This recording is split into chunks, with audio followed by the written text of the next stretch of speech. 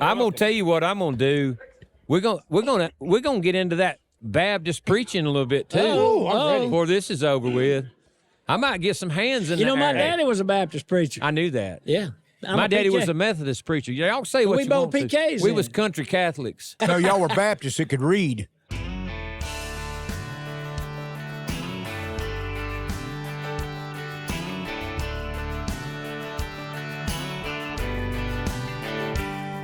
Got a call last night from an old friend's wife, said I hate to bother you. Well, Johnny Ray fell off the wagon. He's been gone all afternoon. I have to do this, guys, because I don't hear fine. well, and this background noise, I can't even hear you talking. So No, that's fine. I'm hard of hearing myself. I probably ought to have a pair. And he can't see out of the other one.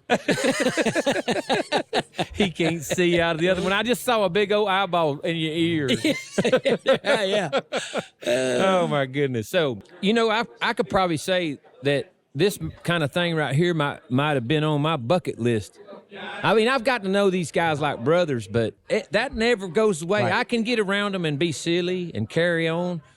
But just like on that cruise, when I was watching y'all, I thought, man, I'm sitting here enjoying one of my favorite bands of all time.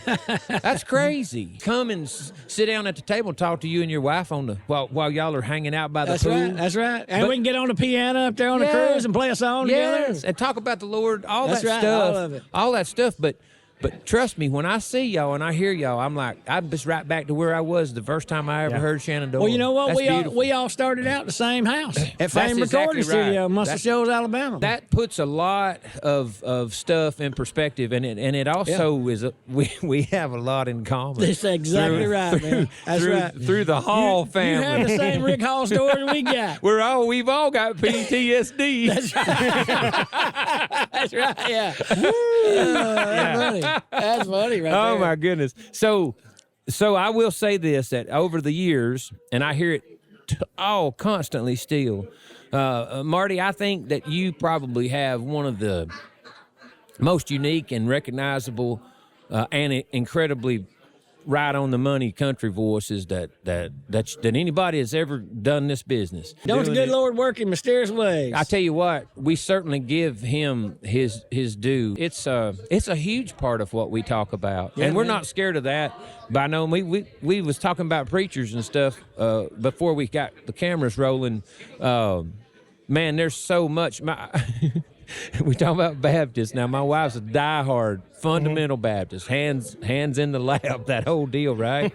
And my daddy preached at what they call some of those shouting Methodist churches, which was really in the 70s and what have you. They kind of did an offshoot from the Pentecostal church, and then the Methodist church said, we'll give you a charter.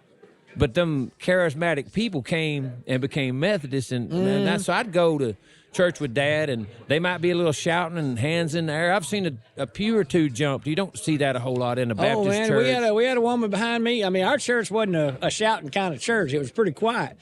And there was a lady named Evelou Markham that was actually a neighbor of ours, lived across the pasture from where I grew up. I mean, that even sounds like tongue there. Just send me tie my bow tie.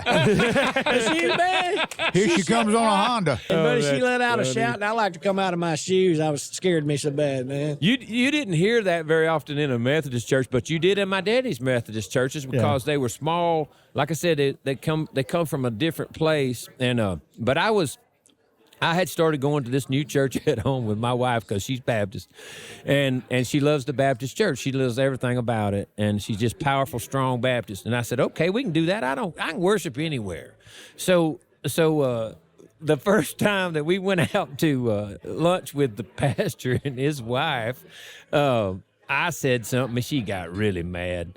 And I was just carrying on, and I thought, he's heard this a million times. I said, I love everything about our church and about you people. I said, it's just one thing that really bothers me. And he's like, you could see that concerned look on his face. I said, you guys just ignore me at the liquor store.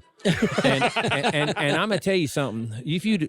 My wife just got rigid. It just like, and I thought, oh no, that's probably not going to be good. And his wife kind of laughed a little bit, but not a lot. And I thought, they might not have got it either. So on the way home, it was rough. My wife's like, that Baptists don't that ain't funny. And I went, oh, I didn't know. Yeah, that was my raising too. They wasn't playing No, now. I'm they ain't serious. And playing I about told that. them, I said, I won't never say that again. That's the last time you got to worry about that. Yeah, man. Well, speaking of, I mean, we attribute, a lot of everything that's happened to us, and literally to anybody of the things that's happened. Look, I don't believe in luck, and I don't believe in happenstance. I don't believe in the right place at the right time. Man, how'd y'all get you? Man, y'all must have been in the right place at the right time.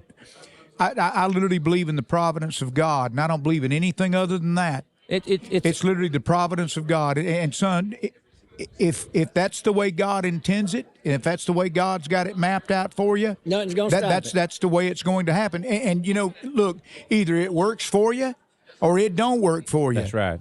Even in the same case, me and Tim Menzie talked about this on one occasion. I said, Tim, I've got to believe it's the providence of God. And he goes, he said, I know what you're fixing to say.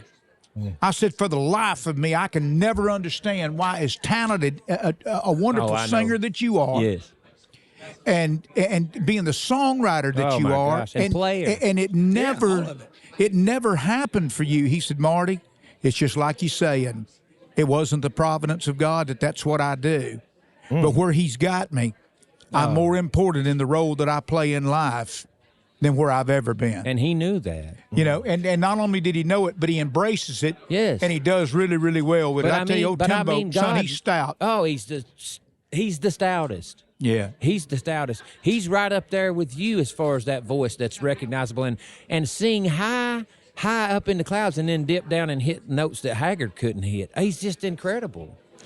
Guess what? He just had a big hit on the gospel charts. Guess who he wrote it with? Who?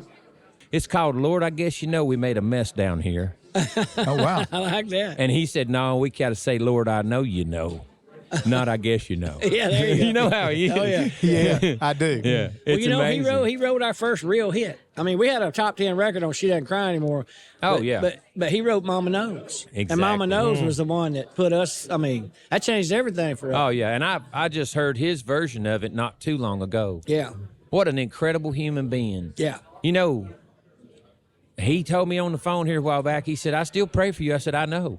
And I'm telling you, some people, you can feel their prayers. Yeah, I tell you, old Timbo, brother, he's a tent post. He really is. This is what amazes me about Sounds Like Life with Darryl Worley, is we've got Shenandoah on, and we're sitting here talking about Tim Menzie. We don't bring a bunch of big egos in here. It's just fine with y'all that we're talking about Tim right now. Absolutely. Yeah. You know what I'm saying? I mean, he's part of our story. And we just let the stories flow. I've got to tell you something right now. And actually, I think I've done this before in some situation, but it's so sweet, man. My daddy, I may get choked up.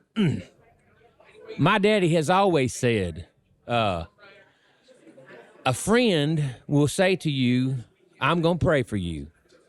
He said, but a real friend will put his hand on you and pray for you right then and there. Mm-hmm. Yeah. He said he don't walk away leaving you to wonder, is he's really going to pray for me? Because I need it right now. Yeah.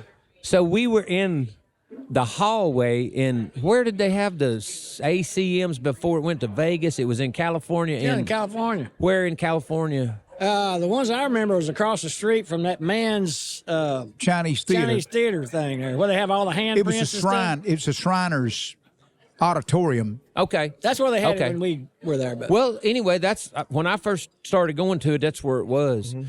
And we was walking down this hallway, and it was a wall on one side, and the other side was like some of these big office buildings, but it was just glass, and you could see outside. Anyway, it was going down through there, and I had a couple of my guys with me, probably my tour manager, and I don't know, management might have flown out for this event. And Marty, you was coming toward me. I don't know if you'll remember this or not, but you stopped me. We stopped each other. Just, hey, but started jawing. And you said, you just looked at me. It was real matter of fact. You said, you okay?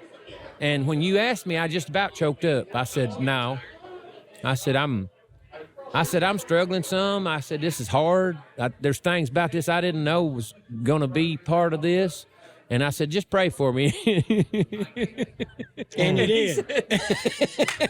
Oh, and there's people walking up and down, and they're from all walks of life, producers, big-time Nashville people, all this other stuff. And he goes, okay, he reached up there real high and got a hold of my neck and yanked me down on his level and went to praying. And my daddy, I told my daddy about it on the phone, and he said, you know what I told you? I said, yeah, he's a real friend. That's right. That's what I told my daddy. Yeah, that's Prayed right. for me right there. Brother, that I'll never, ever forget that. And I'm going to tell you something. It helped me. Well, It helped me. I just want you to know that. That was, well, you know, the thing about it is what a lot of people fail to understand a lot of time. Man, prayer is more powerful than the atomic bomb. It literally moves mountains. Yes. You know, it gets things out of your way. And somebody said, what are you talking about, like a mountain? Okay, well, let me ask you something. You're going through a bad time in your life. It seems like a mountain to you, don't it? Well, bigger. Yeah, it does. Well, look, he ain't talking about Mount Gibraltar. That's right. He's talking about the things that's piled up in your life, and man, you got to have some. You got to have some rescue. Yes, sir. You know. Yes, sir. And it's just like when you go through things and you understand that when you talk about prayer, and understanding that prayer can be the ultimate power weapon. Yes. And you know, now look, you can ask I pray a lot. And I pray a lot because that don't make me a super saint. Right. You know, it don't make me anything other than literally what I should be. But the point is I just believe God can do it.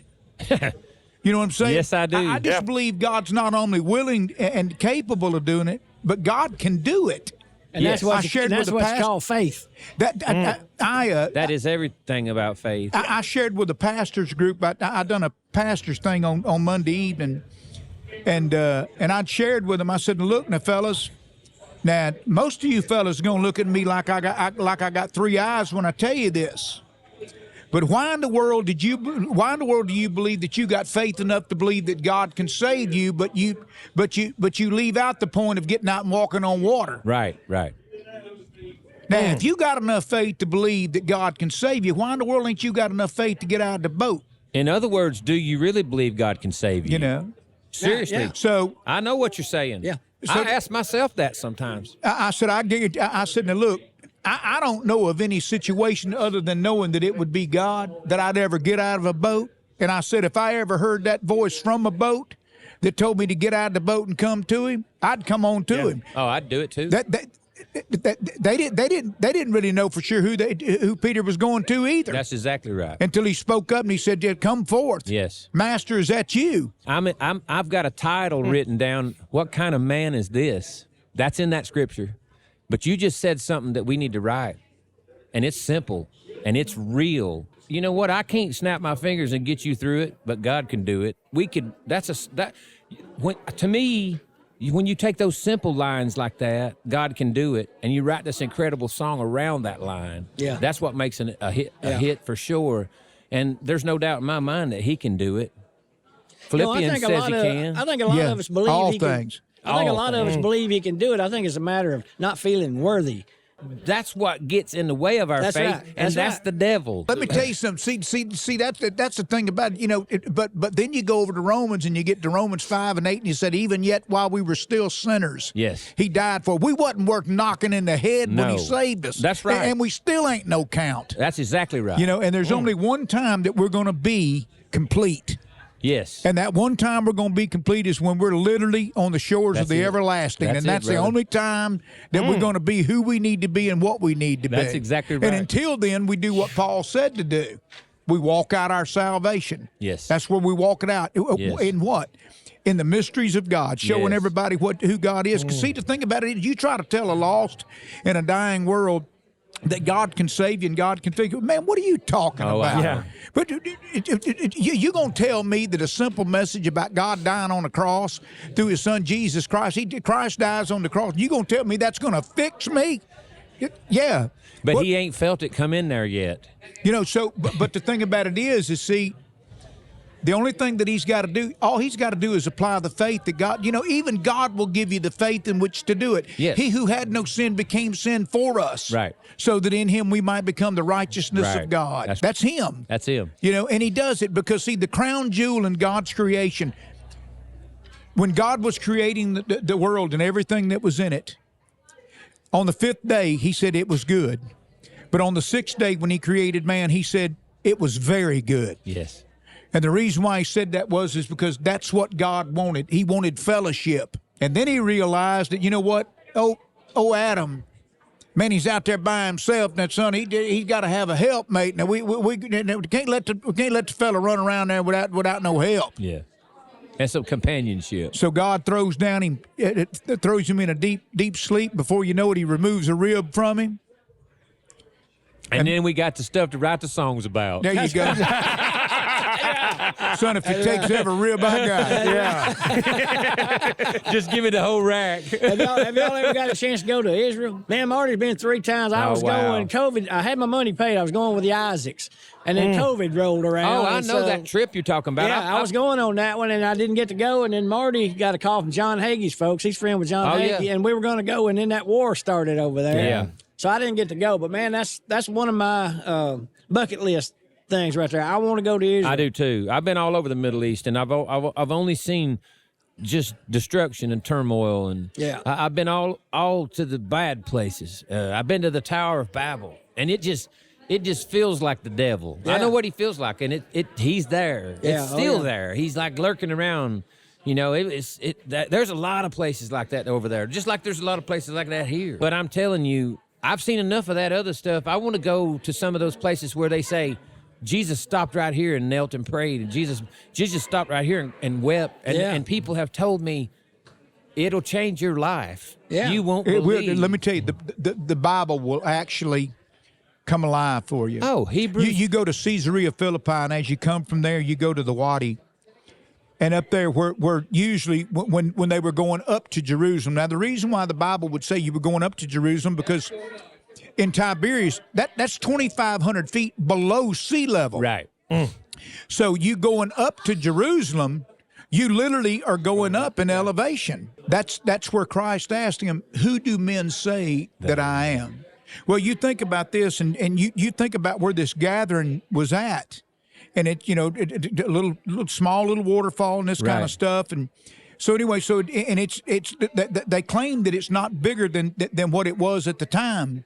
So therefore, if that be the case, and there were several people that were on their way to Jerusalem, if you wasn't careful, you might have heard Christ say that. Oh, wow. To his disciples. Wow. Who do men say that I am? Can you imagine that? And. So what I'm saying, I mean, the Bible, it just comes alive, and of course now the temple being destroyed as it was, but you go to Golgotha and you go to the Garden Tomb, and you just get to see where he spent the weekend. You felt it, didn't you?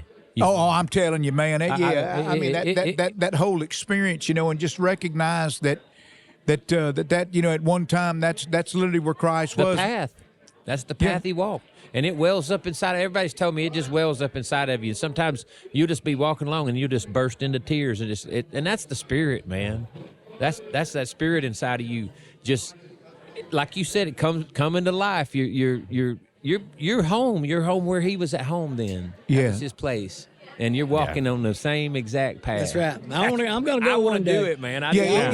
It's more than a pilgrimage. Yes. It really is, because when you come back, you're changed. In fact, even before you leave, when those engines rear back and you fix and take off from Ben Gurion to fly back to New Jersey, I'm telling you, before you get off the ground, you think you're leaving home. Wow.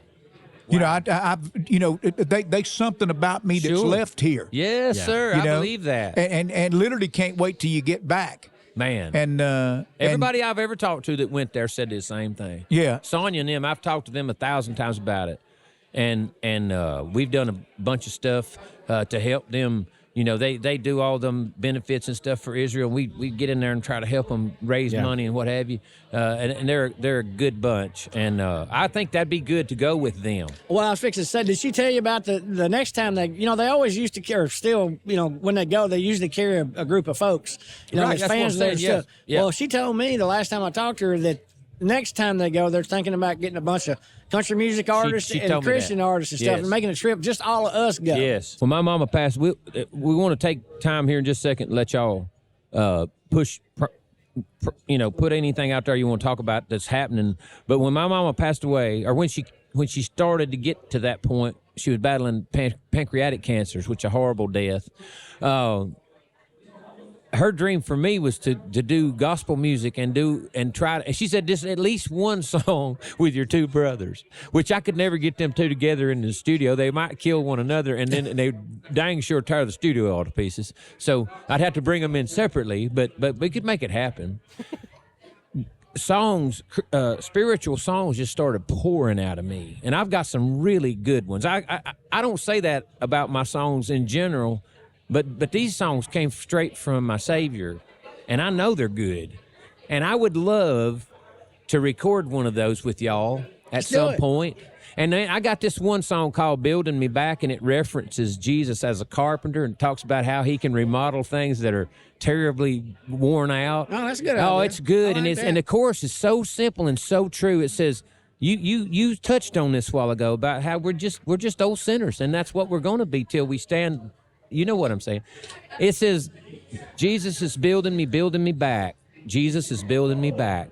I'm just an old sinner, been a little off track, but Jesus is building me back. Man, it's a powerful song. And I know that sounds simple, but I'm telling you, that's one I think about when I think about y'all, but we might talk about that sometime, and it'd just be a bucket list for me. Man, y'all let us come back do this again. We want you to come. We'll talk about fame, and that'd be a lot of fun, man. We'd love that. We got a record. We revisited Sunday in the South with Jason Aldean and Luke Bryan. Number one on worldwide.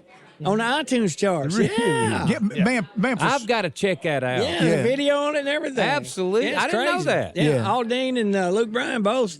Marty had sung at, Luke had some kind of 30 number one party or something. And it was like a poor surprise thing. And I don't know how the man's going to make it. He saw Aldean up there, and he was asking about the Luke Combs doing 2 Dozen Roses, Right, Marty said, well, we did Sunday in the South, too, and they wanted to do it. So they came in and sung on Sunday in the South. We shot a video, and they released it 2 days later. It's number one on worldwide in the all genre charts. All genre chart, not the country chart. The all genre charts. They don't think us old boys can still get it done. I know, man. I love it. So for about 6 days, we was out selling Tay-Tay.